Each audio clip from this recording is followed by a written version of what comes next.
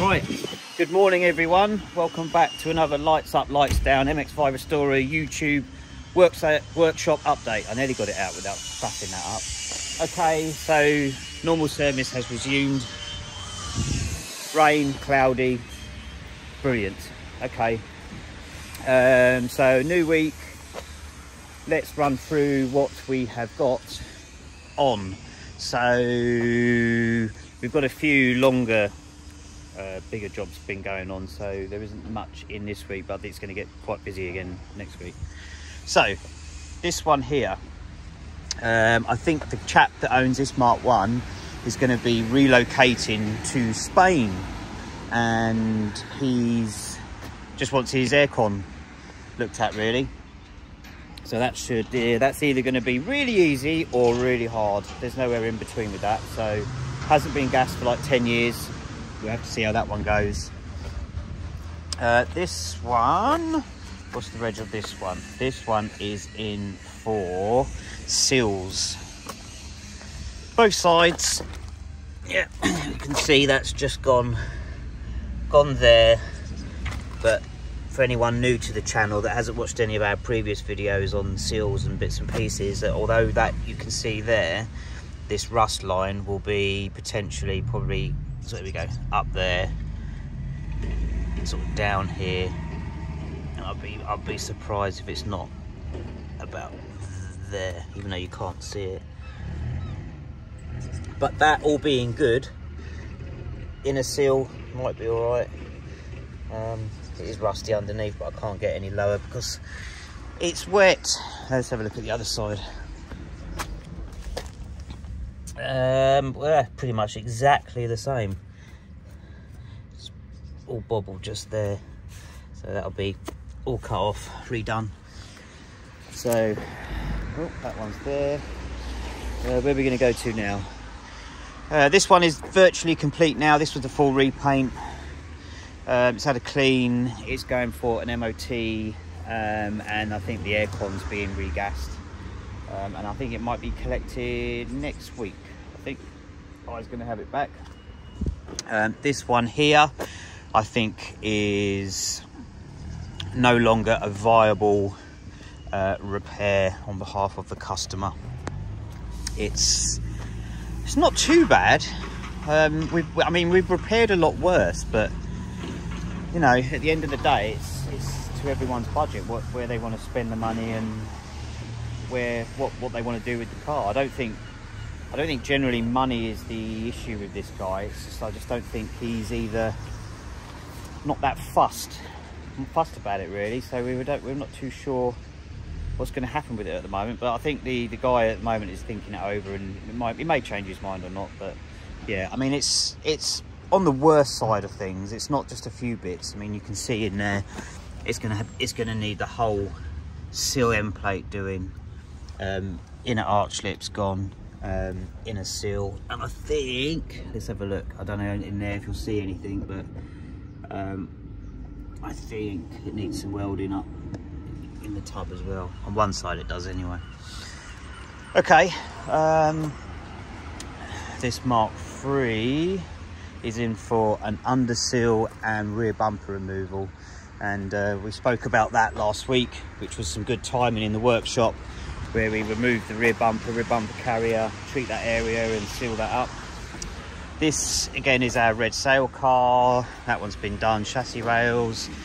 The guy, this is the one where we spoke about on the last video, where the engine was on low compression. The guy is going to go with another engine. That's hopefully going to be done this week. Drive tribe car just here is there, so hopefully that will be moving along soon. We're just storing it for them at the moment. Oh, there was another one around here, wasn't there? Here we go, this one here. That one's just had full service. This one is an ongoing one where we're doing sort of bits and pieces on it as we go, and the lady's sort of paying for it as of when she can afford it, but she wants to get it back on the road. A lot of work's been done on this car as well. it was quite bad. But yeah, arches, everything. I think structurally, I think the worst part of it is all done. I think now it's a case of just for her just to sort of regroup and get the money for the paintwork and a few bits and pieces, and hopefully that one. We've had that one for quite a while, I think. Okay, so Gareth's out picking the car up. The trailer would be there. Our sale car. Let's go and see the chaps, see what's happening. Is Owen getting stuck?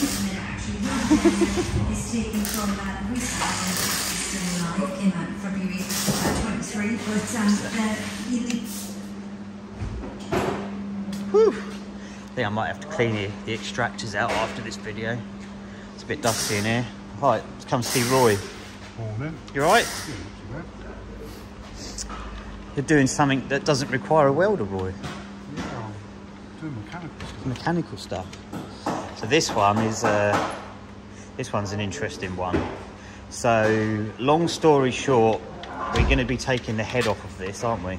Yes, we are. You did a compression check this morning, didn't you? Yeah, I did a compression check. Not good. So we got Number one. 190. Yep. Well, 150 on this one. Yep. 130 on this one, and 190 on the one before. So number 3 is down, and also when you were doing the compression check, coming from the rad was a gurgle, wasn't No, it? it was more than a gurgle. Was it? So Was it gush? this was off overnight. Yeah. I put it back on this morning. Yeah. Did the compression test. Found the result. I took the bung out of the bottom of the radiator. Yeah. And had a literal jet come out. So obviously, when the head gasket's gone, compression obviously going into the cooling system.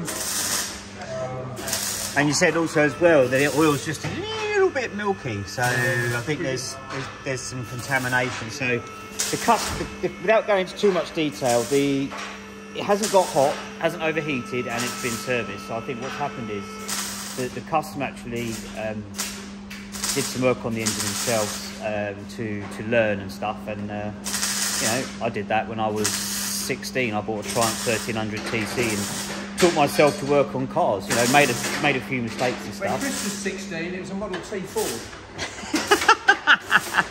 Well, when you were 16, it weren't invented. When I was 16, everyone was. When I was 16, everyone was burning around in Mark 1 Escorts that were jacked up with CB aerials on the boot and My Cortinas. first car was a Mark 1, 68. Yeah, was it jacked up? Because that was a thing, wasn't it, back then? in the 80s, it was like raise the rear. When it left the factory, it was white, but when I come to contrast it, it was like oxide, I'd call it. All right. Yeah. Yeah, it used to leave dust everywhere, that did. It's self-lightening. Self-lightning. Add lightness. Lighter than the car. So we all got to learn somewhere. But the head's been off it's been driven for about 9 months.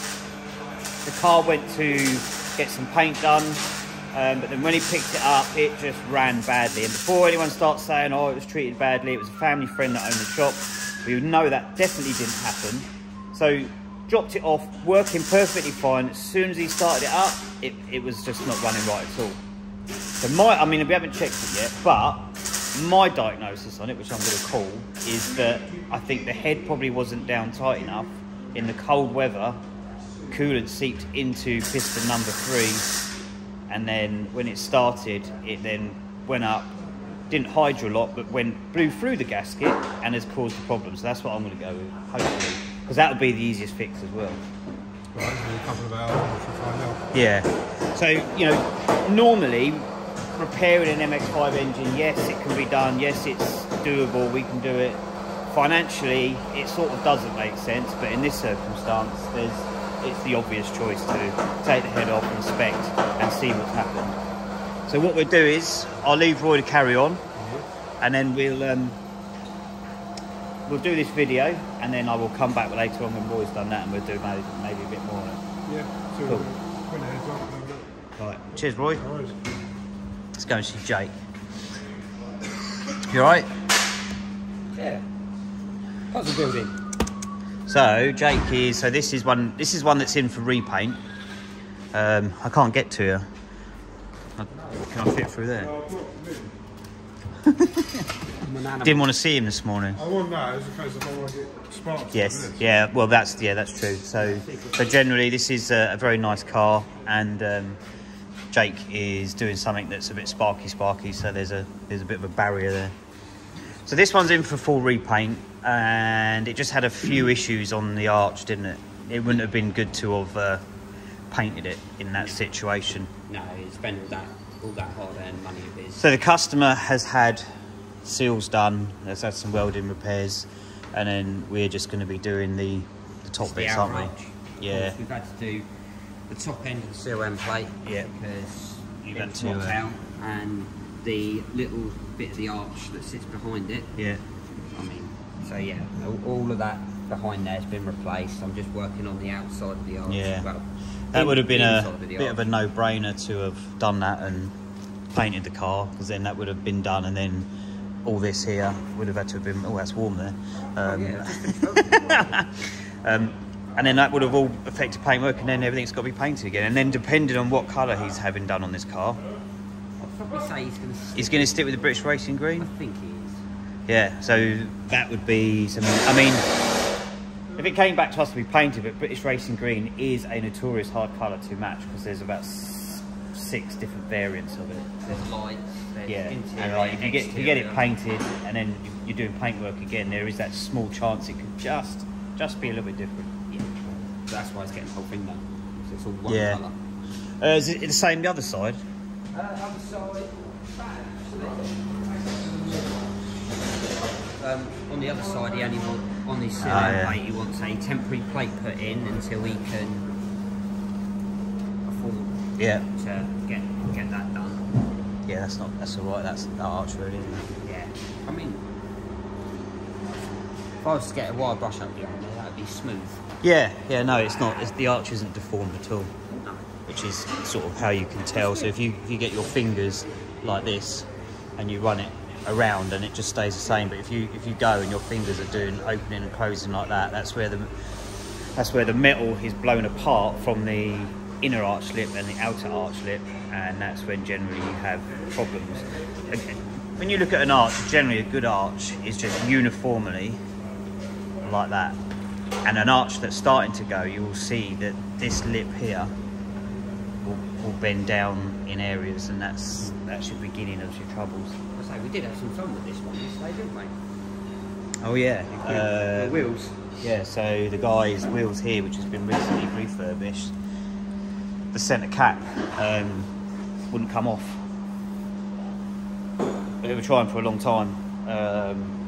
We even at one point got an infrared lamp onto it to heat the wheel up to see if it did anything, and the only way we could get it off in the end, unfortunately, was to really just try and leave it off. We just tried everything, didn't we? Yeah. Yeah. Including a pair of... Yeah, tried. Yeah, I mean, it was. So it's basically you've got this. So what happens is when these wheels are refurbed, there is extra material put on this lip here of the centre cap and also on the wheel, and then it gets screwed in. And then what can happen is if you've been doing some hard braking, or the wheel gets warm, then with it being pulled in, it can pull it in a bit more, and then it's difficult. But we ended up we put tape around it, trying to like sort of just break it by giving it a twist. It just didn't work. Yeah, you had to just hook it out at the end, didn't you? I don't know why they don't just like machine out that inside bit. It's just what happens when wheels are refurbed. Really, it's just like you have the And lacquer never- that goes on here. There'll never be a line. I mean and I can tell that lacquer's quite thick. Yeah. That's got quite a thick coating of lacquer in, and that's obviously there and there. And then, but the problem is if you try and take that lacquer off, you essentially run the risk of going through to the metal, and then that's when your corrosion starts happening, because these things will corrode really quickly. Yeah. If the air gets to them, they're just machined aluminium. Yeah, so I used to love this sort of look with a polished rim, but then I had wheels one year, had one winter, and then that was it. You had all the lines going in it. I was like, never again. I like the polish. Yeah, you like a bit of chrome, don't you? My magpie. I like my shiny. Cheers, Jake. No worries, mate. Right, I'm going to talk about what I've been doing. So, my bomb site over here, this car here is the Black Auto, which on the last video I was stripping out bits, and the bits are now going into it. I've removed the diff, the PPF, engine, gearbox, and now this morning I will be going through and removing the last of the auto stuff, which will be this inside there, and then getting the clutch, master cylinder, slave cylinder, pedals and all that done before I get the engine back in. You right over there? Yeah. What's that? Was that Owen? Was that you?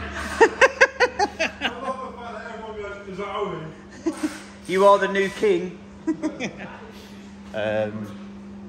So I'll let everyone guess what that was all about. So Grant is not here. He's disappeared, but he's in there, I think.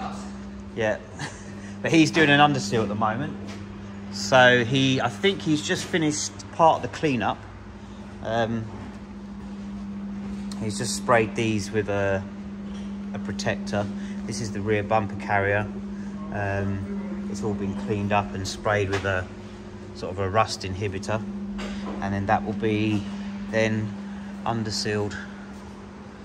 But yeah, so they're in the process of doing that. The exhaust has been removed. Yeah, and then so as you can see there, that's been cleaned up.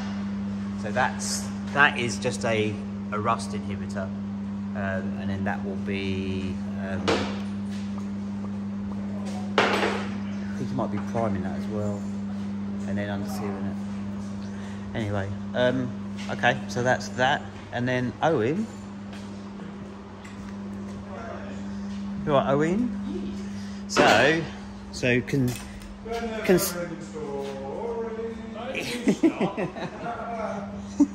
so this one here, because we are trying to be consistent with our videos, you saw this last week, and Owen had done that, but he was welding up the front seal. So, is that all you've done?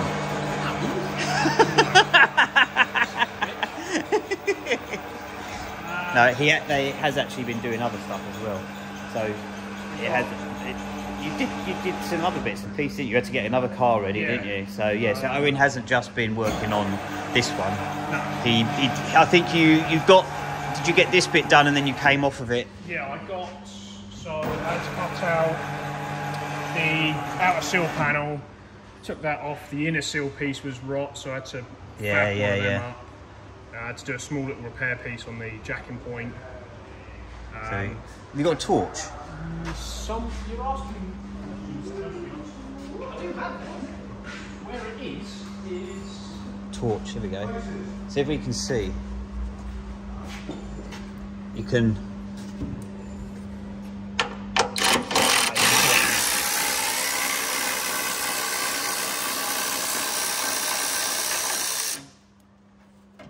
There we go. So that's on there temporary at the moment. It's got to go to paint. Yeah. But all welded up. You never know. All this side's done, and then I've got to do the battery tray that isn't the battery tray on the other side. Yes, the little cubby hole. The left-hand drive battery tray. Yes. Yeah, the French battery tray. A French battery tray, but no, it's not. It's still on the same side, but we'll just say that for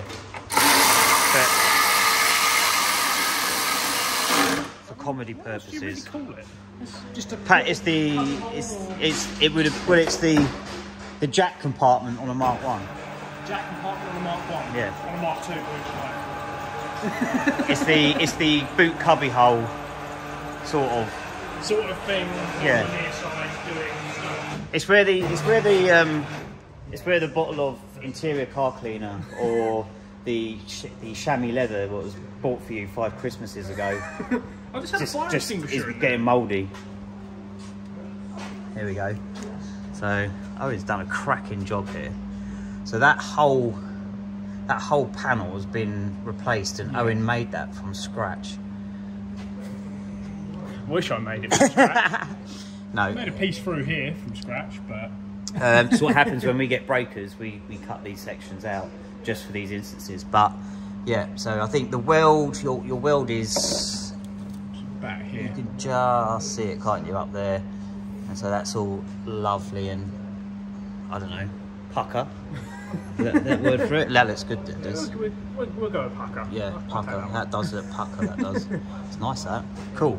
So now you're just stripping for paint, aren't you? And then pretty much all stripped down. It'll go and then on to the next one. What are you on to next, you know? I have no idea. I don't know if I'm back onto my auto. Sorry, he's precious about your box, aren't you? Yeah.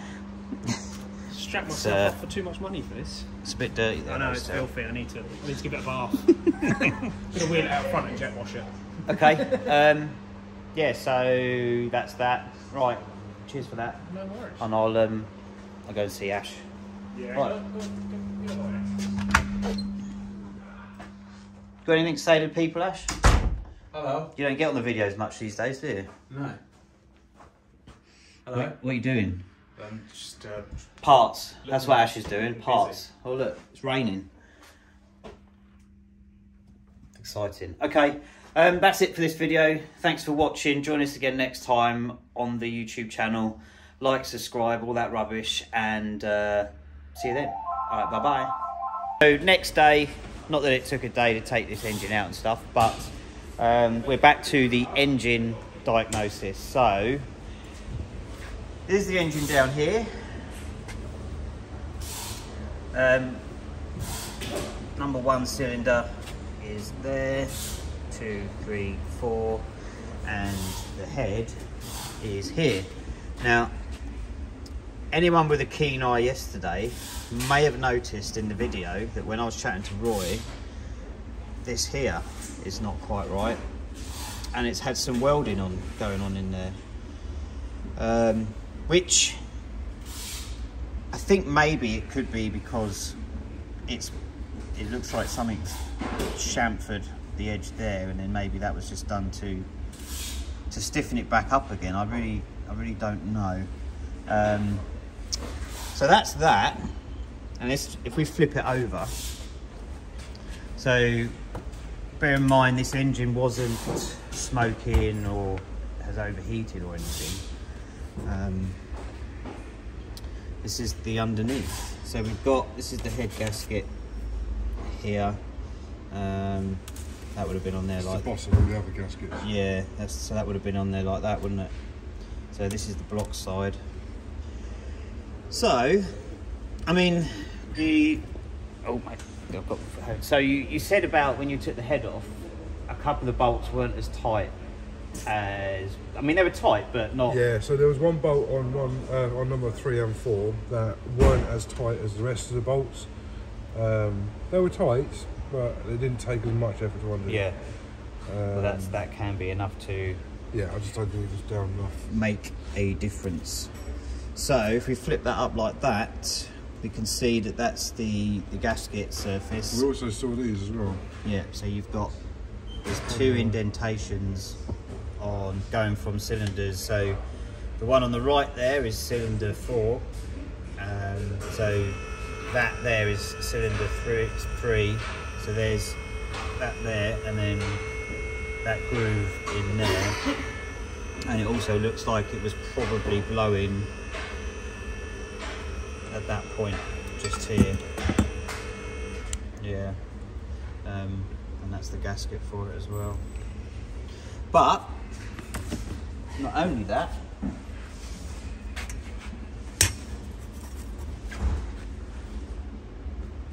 I think, there we go, yeah.